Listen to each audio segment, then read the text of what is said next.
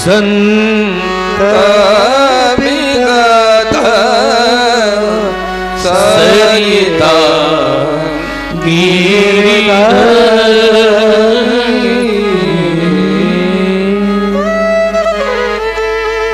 परोपकार के ये स्तंभ हैं। कौन कौन? संत, बिटप वृक्ष, सरिता नदी, गिरी पहाड़ और धरनी।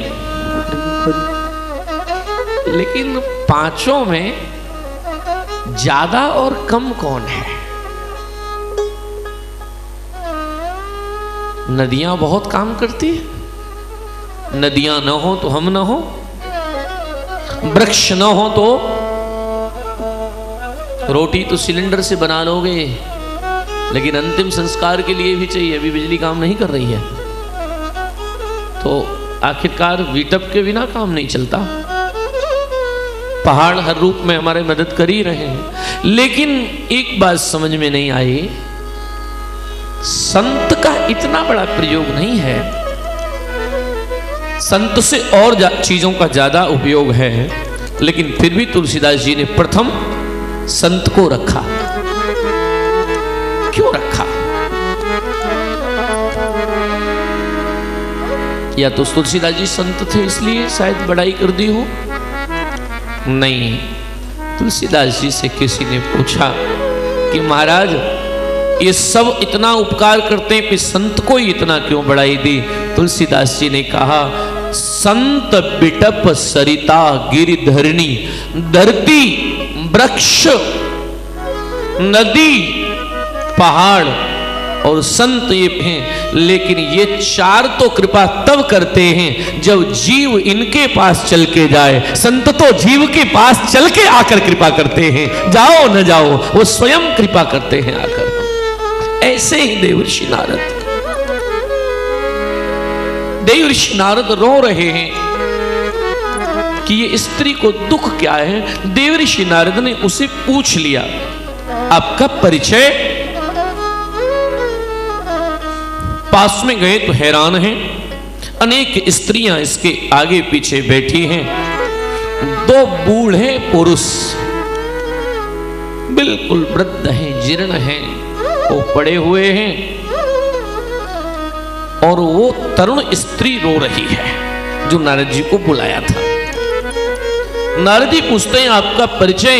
स्त्री कहती है मेरा नाम भक्ति है। भक्ति?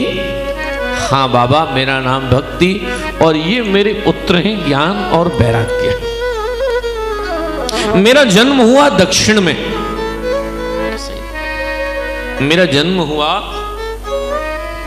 द्रविड़ देश दक्षिण में। और आप लोग उठाकर देखिए शास्त्र, आचार्य जितने भक्ति के हुए वो सब दक्षिण से हुए। चाहे रामानुजाचार्य हो, रामानंदाचार्य हो, या सबकी वहां सबका एक स्थान रहा। भक्ति कहती है मेरा जन्म हुआ दक्षिण में और मेरा पालन पोषण हुआ कर्नाटक में। ये जो कर्नाटक वाला एरिया है इसमें आपको आचरण बहुत लोगों का शुद्ध मिलेगा, कर्मकांड बहुत प्रबल मिलेगा। एक वस्त्र में रहेंगे, एक वस्त्र में भोजन करेंगे और बड़ा सुंदर।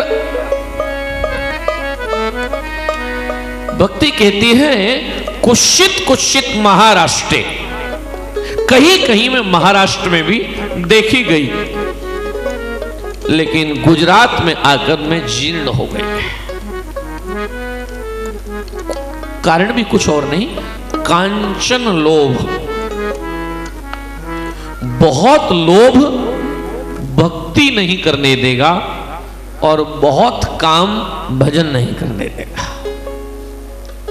लोभ बहुत होगा जीवन में तो व्यक्ति ऑटोमेटिक उसका कहीं ऐसी स्थिति हो जाए, कहीं वो काम कर ही नहीं सकता, परोपकार के लिए, संत के लिए, गाय के लिए कुछ नहीं कर सकता। उसको हर समय वही चक्कर, और काम ही हो जाएगा तो चिंतन एक जगह। देवर्षि नारद कहते हैं देवी आपका नाम भक्ति है, तो आपके साथ जो स्त्रियां हैं ये कौन है? कहते हैं ये गंगा है, यमुना है, कावेरी है, नर्मदा है, ये सब भक्ति के साथ हैं। और ये मेरे पुत्र हैं दोनों, ज्ञान और वैराग्य। देवर्षि नारद पूछते हैं देवी एक बात बताओ, ये पहली बार मैंने देखा है कि मां जवान है और संतान वृद्ध है। श्री भक्ति देवी कहती है बाबा जी मैं भी जवान नहीं, मैं भी बूढ़ी हो गई थी। नारद जी ने कहा आप तो बूढ़ी नहीं लग रही हो। भक्ति कहती है कि वृंदावनम पुनः प्राप्य नैव नैव स्वरूपिणी। मैं तो वृद्ध थी, मैं तो वृंदावन में आकर अचानक जवान हो गई। बोलिए श्री वृंदावन धाम की। वृंदावन भक्ति का धाम है। लागे वृंदावन को मीरा कहती है माने, लागे वृंदावन को आली माने, लागे वृंदावन घर घर तुलसी ठाकुर पूजा, घर घर तुलसी ठाकुर पूजा। दर्शन गोविंद जी को, दर्शन गोविंद जी को लागे वृंदावन को आली माने। बहत जमुना को निर्मल नीरा, बहना को नीरा, बहत जमुना को निर्मल नीरा, बहत जमुना को भोजन दूध दही को,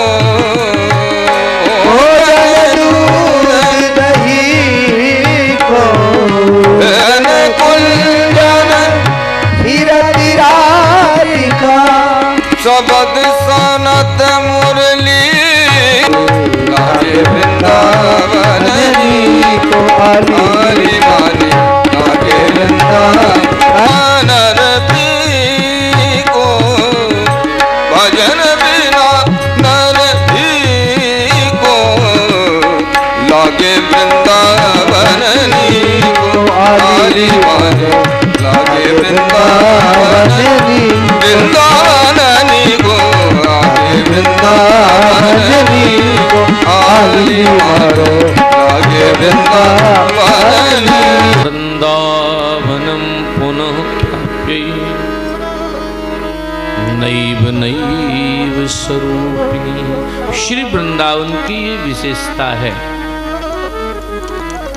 भक्ति यहाँ प्रति क्षण नृत्य करती है, चाहे हरिदास जी के साथ हो, चाहे सूरदास जी के साथ हो, जगद्गुरु वल्लभाचार्य जी के साथ हो, विठल स्वामी के साथ हो, जगन्नाथ बाबा के साथ हो, सुदामा कुटी वाले महाराज जी के साथ हो, श्री भक्तमाली जी महाराज के साथ हो। भक्ति का प्रति क्षण वृंदावन में नित्य वास है।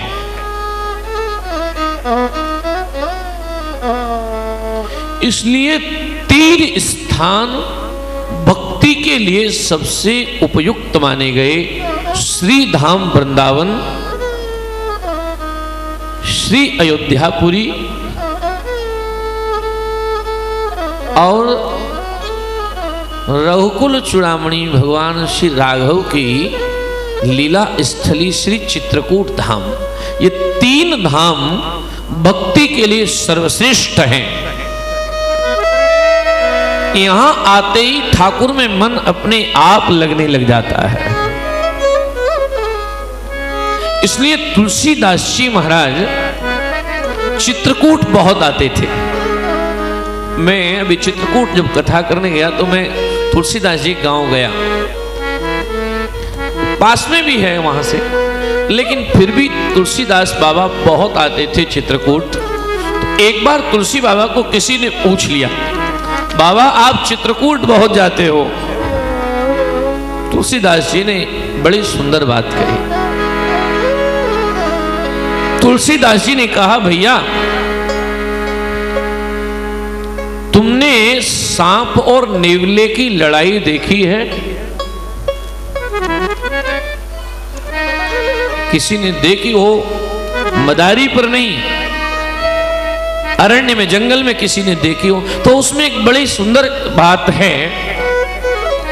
सांप और नेवले की जब लड़ाई होती है, बहुत ध्यान से सुनना, तो उसमें सांप जो होता है वो नेवले को डस लेता है, और नेवले में जैसे ही जहर बढ़ता है वो अपने बिल में भागता है, और उसके बिल में एक औषधि कोई रखी रहती है, ऐसी मान्यता है, वो उसे जाके सूंघ लेता है, और सूंघते ही जहर उतर जाता है, फिर आके सांप को मार देता है।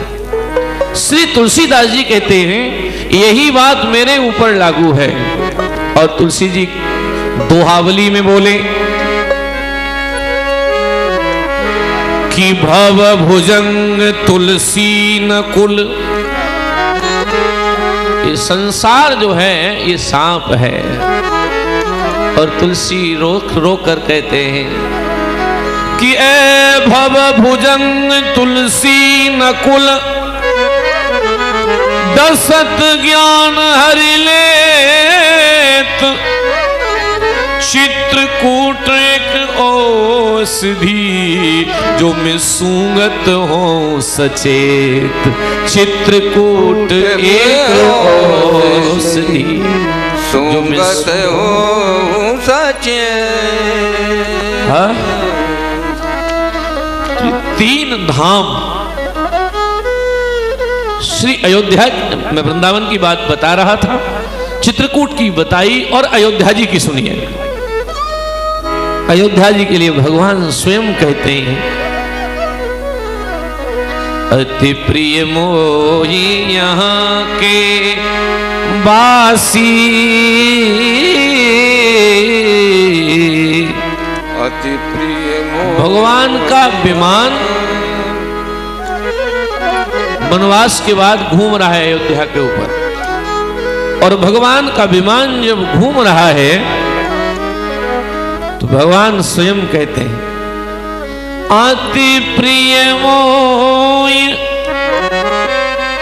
बंदर बैठे विमान में, भगवान कहते हैं बैकुंठ बहुत बड़ी चीज है, लेकिन बंदरों से भगवान कहते हैं अवधपुरी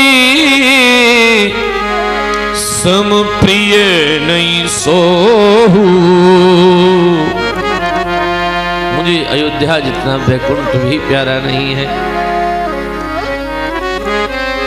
हाँ, और भगवान कहते हैं अति प्रिय मोही यहाँ के वासी,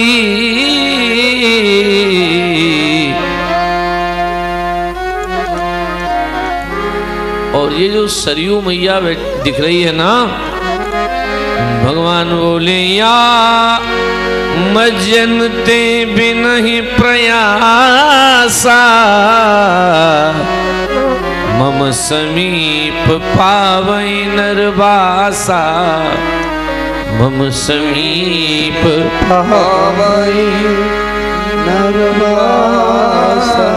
ये तीनों विलक्षण स्थान है प्रेमियों,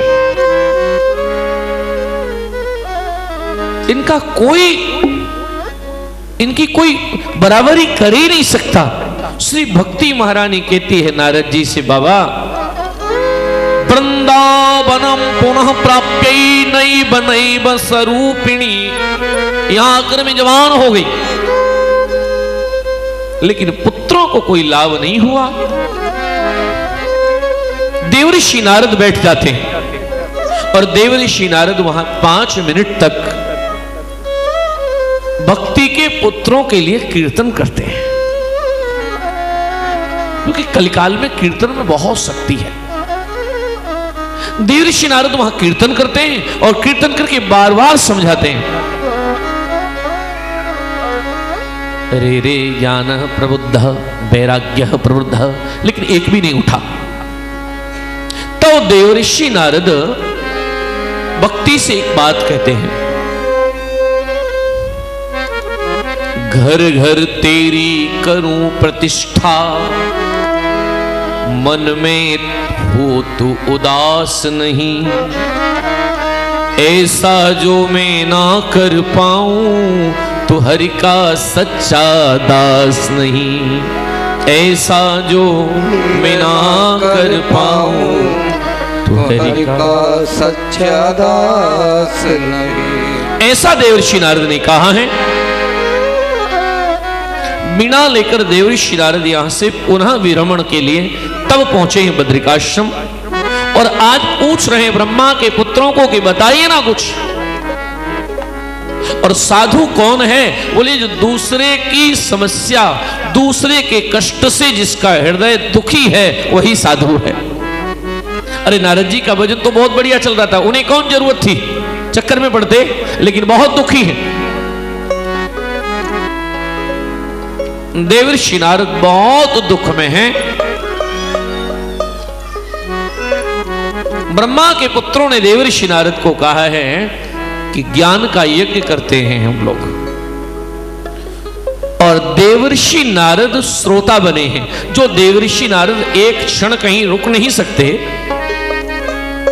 वो देवऋषि नारद भगवान की भक्ति के प्रताप से श्रोता बने, सनकादिक ऋषि वक्ता बने हैं, और भागवत कथा प्रारंभ हुई है। ये भागवत भगवान की, सर्व वैष्णव भगवान की जय जय श्री राम, जय जय श्री राम। बहुत प्रसन्न है देवऋषि नारद कि भगवान की कथा सुनने मिली है। श्री सूत जी बता रहे हैं ऋषियों को कि कथा जब शुरू हुई, कथा जब प्रारंभ हुई,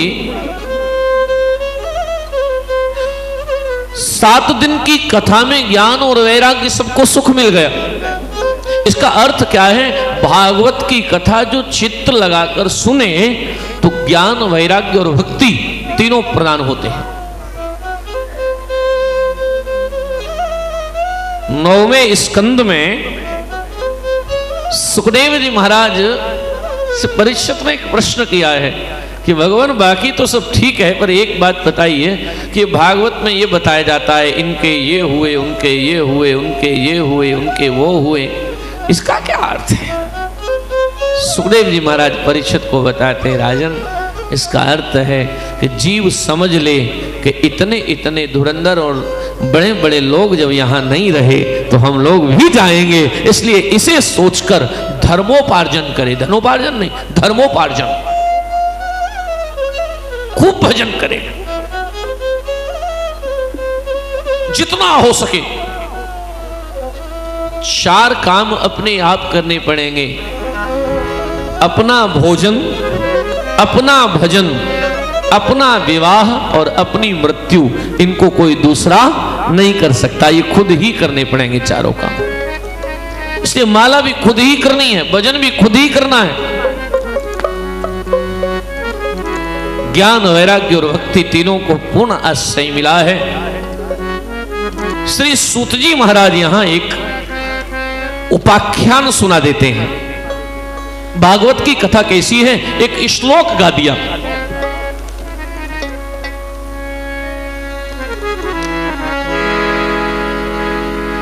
कैसी है भागवत की कथा? सदा दुराचारिणा कामी क्रोधी लोभी दंभी कूट भाषण। इतने काम जिसमें हो, कामी हो, क्रोधी हो, गलत बोलने वाला हो, बहुत कड़वा बोलने वाला हो, क्रोधाग्न दग्धा कुटिलाक्ष कामिन, सप्ताह यज्ञेन कलौ पुनन्तिते। इतने अवगुणों की जो खान हो उसको भी अगर भगवान की कथा सुना दी जाए तो कलौ पुनंत थे, वो पवित्र हो जाता है।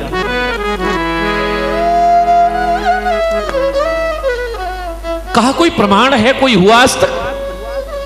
श्री सूत जी कहते हैं प्राचीन इतिहास सुना देता हूं। अब एक बात बताइए, इतने दिन पहले तो ये कथा हुई सूत जी वाली, सूत जी से पहले देवऋषि नारद वाली, और उसमें भी कहा जा रहा है प्राचीन इतिहास, माना कितनी पुरानी है कथा। और एक आत्मदेव नाम के विप्र की कथा प्रेमियों सुनाई जाती है। श्री सूत जी कहते हैं कि आत्मदेव नाम का विप्र है, बड़ा विलक्षण विप्र है। और देखो 3 बात 4 बात याद रखना। ब्राह्मण मिले, 4 वर्ण हैं, ब्राह्मण क्षत्रिय वैश्य और शूद्र, ये चारों की अलग अलग स्थिति है। ब्राह्मण मिले तो ये मत पूछना कि बच्चे बच्चे मौज में हैं तुम्हारे, ऐसा मत पूछना। ब्राह्मण मिले तो पूछना भजन ठीक चल रहा है। वैश्य बढ़िया मिले तो पूछना दुकान ठीक चल रही है। क्षत्रिय मिले तो कहना कि शरीर स्वस्थ है, और वैश्य मिले तो पूछना सेवा ठीक है। ये सिस्टम है पूरा। ब्राह्मण जो है, आत्मदेव को भागवत ने कहा द्वितीय इव भास्कर, इतना विद्वान था कि द्वितीय इव भास्कर, दूसरा सूर्य लगता था, इतना विद्वान आत्मदेव, दूसरा सूर्य, निकले तो तेज। लेकिन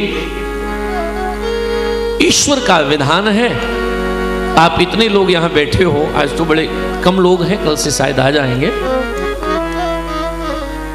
इस बात को निश्चित मान लेना कि कोई ऐसा नहीं है जिसके मन में कोई न कोई छोटा मोटा दुख न हो। सबको कहीं न कहीं कोई बीमारी, किसी के शरीर में है, किसी के मन में है, किसी पर धन की कमी, कुछ न कुछ सबको।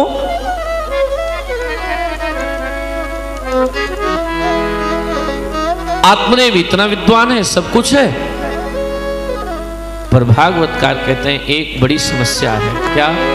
कोई संतान नहीं है, बड़ा दुखी रहता है।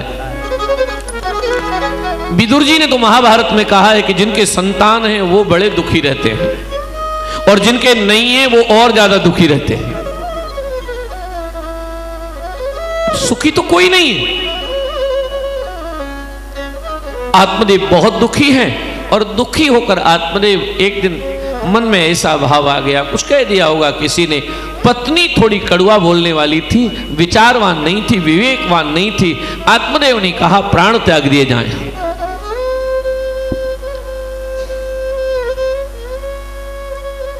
जिंदगी से दुखी